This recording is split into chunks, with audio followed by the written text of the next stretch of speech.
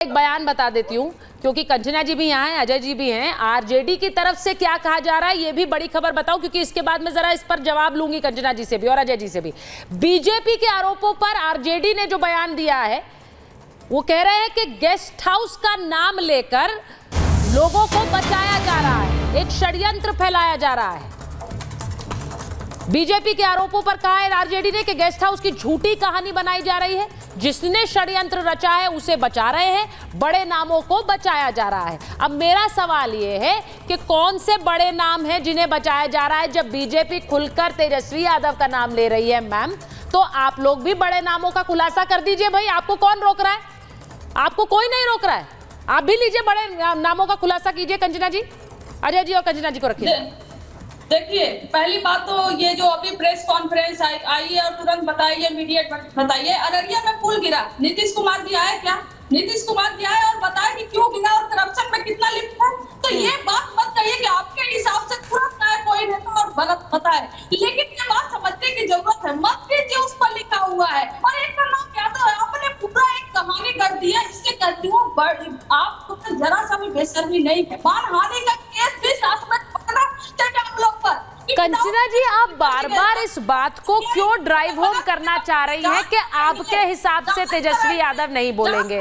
Ma'am, मेरे हिसाब से ना बोलें, वो मीडिया के हिसाब से भी ना बोलें, वो अपने हिसाब से बोल लें। तो जब उन्हें ठीक लगेगा, जब उन्हें लगे कि अब समय हो गया है, तब वो आराम से निकल कर बोल ले। मैं ये नहीं कह रही हूँ, उनको जो जब जितना समय लेना है लीजिए, लेकिन आरोपों की झड़ी लगती रहेगी, वो उनके लिए अच्छा नहीं है। आप मोदी जी से एक भी प्रेस कॉन्फ्रेंस करवा पाई है क्या आज तक? मैं कौन होती हूँ उनसे प्रेस कॉन्फ्रेंस कराने वाली? एक बात बता दीजिए, आपको बड़ा अच्छा लगता है ये सब बोलना? नहीं नहीं नहीं नहीं, मैं उनका बयान निकलवा लूं, मैं उनकी प्रेस कॉन्फ्रेंस करा लूं, मैम मेरा जिम्मा नहीं है ये सब कराने का, पहली बात। दूसरी बात, अगर वो बयान नहीं देंगे तो वो खुद को ही नुकसान पहुंचा रहे हैं। मैंने पहले भी कहा है, ये जवाब उनका बिहार के लोगों और देश के लोगों के लिए होगा, मीडिया के लिए नहीं है। मीडिया का काम है, हमने सबसे पहले जाकर माइक धर्मेंद्र प्रधान के आगे भी लगाया था जब नीट की परीक्षा में धांधली की खबर आई थी, उनसे भी पूछा था, क्योंकि जवाब उन्हें देना पड़ेगा। इसीलिए तेजस्वी यादव से भी पूछते हैं। अजय आलोक जी, एक प्रेस कॉन्फ्रेंस थोड़ी देर बाद होने वाली है। जो बात आप देख रहे हैं सवालों के घेरे में, तेजस्वी यादव वो कह रही है कि हम आपके हिसाब से जवाब नहीं देंगे, लेकिन जवाब तो आप लोगों को भी देने पड़ेंगे। मैं उम्मीद कर रही हूं कि कुछ जवाब के साथ आ जाएंगे शिक्षा मंत्री प्रेस कॉन्फ्रेंस के लिए। सुचरिता जी, मैंने डिबेट शुरू करते वक्त ही बोला था कि दो पहलू हैं। सबसे पहली बात है कि नीट का पेपर लीक हुआ या नहीं और इसको हम रद्द करेंगे कि नहीं, एक पहलू ये। दूसरा पहलू है कि बिहार में नीट के पेपर लीक में तेजस्वी यादव की संलिप्तता है कि नहीं। ये दोनों अलग अलग पहलू हैं, दोनों को मिक्स ना किया जाए। पहले में पूरी जिम्मेदारी हमारी है, पहले में पूरी जिम्मेदारी हमारी है। अगर पेपर लीक हुआ तो भी हमारी गलती है, बीच में नहीं। कंचना जी सुनिए, बहुत जरूरी बात है। आपको 24 लाख बच्चों के भविष्य से ज्यादा अररिया का पुल की चिंता है, मुझे पुल की चिंता नहीं है, मुझे 24 लाख बच्चों की चिंता है। अगर बिहार पुलिस ये एस्टैब्लिश कर देती है शिक्षा विभाग के सामने कि पेपर लीक हुआ है, तो निश्चित तौर पे पेपर कैंसिल होगा। मैं दावे के साथ आपको कह देता हूँ, डेफिनेटिव इनपुट मिलेगा, दावे के साथ पेपर कैंसिल होगा। और पेपर कैंसिल होगा, ये भी इंक्वायरी जाएगी सीबीआई को, और उसके बाद प्रीतम कुमार जी जो हैं, जिनसे आज ईओयू ने पूछताछ के लिए बुलाया है, सीबीआई भी पूछेगी, और तब पता चलेगा कि तेजस्वी है कि नहीं है। मैं इसलिए बताया था शिक्षा का महत्व आपके और कांग्रेस के परिवार में, क्योंकि आप लोग को शिक्षा का महत्व नहीं है। आप लोग को कोटे पे जाके मेडिकल में एडमिशन लेना होता है, एक ने तो नौवीं के आगे पढ़ाई नहीं की, तो आपके लिए शिक्षा का महत्व ये है। राहुल गांधी के लिए शिक्षा का महत्व ये है कि 61% पास करके स्पोर्ट्स कोटा में सेंट स्टीफेंस कॉलेज में एडमिशन लेंगे, पिस्टल एक्सपर्ट बनके। ये शिक्षा का महत्व आपके लिए। 24 लाख बच्चों के पास शिक्षा का ये महत्व नहीं है। मेहनत करके देते हैं, 10-10 महीना रात भर जग के पढ़ाई करते हैं, किसी को भी हक नहीं है उनको पेपर मारी करने का। अगर पेपर लीक बिहार से हुआ, 1 तारीख को बुकिंग करवाइए गेस्ट हाउस की, क्या सोच के 4 तारीख के लिए 1 तारीख को बुकिंग करवाइए। मतलब 1 तारीख से पता था कि पेपर लीक होने वाला है, क्वेश्चन पेपर आ जाएगा हमारे पास।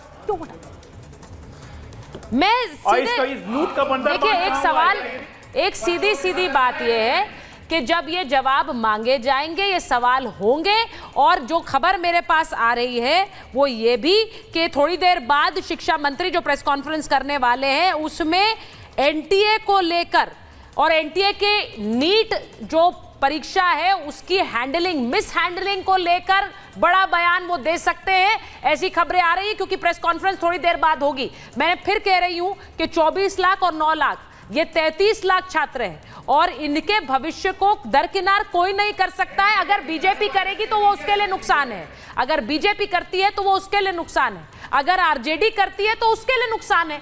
अपने नुकसान की भरपाई करनी पड़ेगी, इसको इग्नोर नहीं किया जा सकता। लेकिन सवाल यह है कि इस पूरे मामले में क्या जिन लोगों का कनेक्शन की बात कही जा रही है, कंचना जी एक बार अभिषेक जी को भी ले लीजिए, वो जब जेडीयू ने और बीजेपी ने आज प्रेस कॉन्फ्रेंस करके बात कही तो उन्होंने तेजस्वी जी के पीएस की बात की। उन्होंने कहा कि उनका जो सीधा कनेक्शन है प्रीतम यादव का, वो सीधा कनेक्शन मास्टरमाइंड से है और जिस आरोपी को पकड़ा है, जिसने परीक्षा दी, अनुराग नाम का वो छात्र, वो भी कह रहा है कि कैसे ये पूरा पेपर लीक हुआ।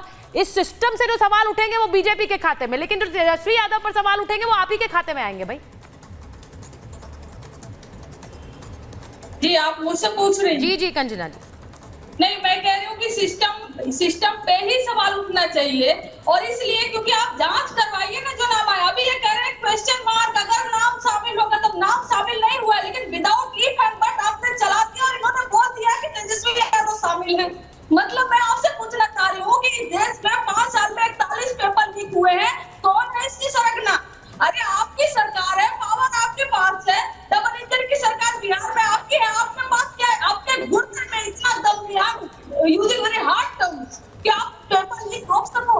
आपके घुटने में इतना दम नहीं है कि आप उन पर एक्शन ले सको। जो बार जो टीचर 3rd प्लेस था उसका पेपर लीक करवाया, और आप अरे तभी तो पकड़ लिया, बिहार सरकार में दम था तभी तो पकड़ लिया पेपर लीक को। 14 लोग को गिरफ्तार भी कर दिया, जेल भी भेज दिया, प्रीतम जी से पूछताछ भी करेंगे। दम नहीं होता तो ये सब कहां से होता? आपके देश के भविष्य को, देश के बच्चे को। ये बात आप जरूर कह सकती हैं कि अगर आज आप सरकार में होती तो शायद ये ना करने देती।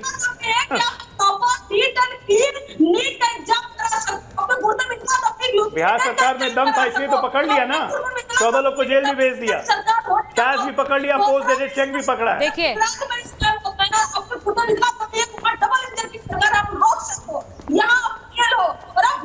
अभी और भी बहुत कुछ पकड़ेंगे कंचना जी।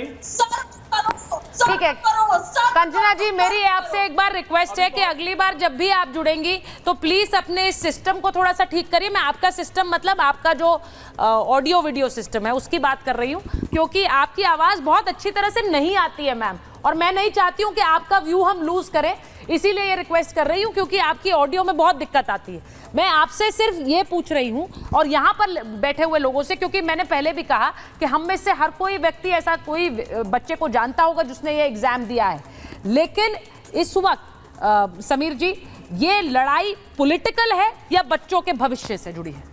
देखिए, मुझे लगा कि प्रधानमंत्री नरेंद्र मोदी से बहुत गंभीरता से ले रही है और भारतीय जनता पार्टी ने इसे गंभीरता से लिया है। आप देखिए सुधांशु ने पत्रकार वार्ता ली, अभी शिक्षा मंत्री पत्रकार वार्ता लेने जाने वाले हैं। मुझे लग रहा है कोई बड़ी घोषणा करेंगे, हो सकता है उस पत्रकार वार्ता में घोषणा करे कि जो परीक्षा है वो निरस्त की जाती है और फिर से परीक्षा की जाएगी। सरकार इसको लेकर बहुत गंभीर है और सरकार अपने स्तर पर युद्ध स्तर पर प्रयास कर रही है कि भविष्य में ऐसी घटना न हो और जो इसके पीछे मास्टरमाइंड है वो गिरफ्तार हो।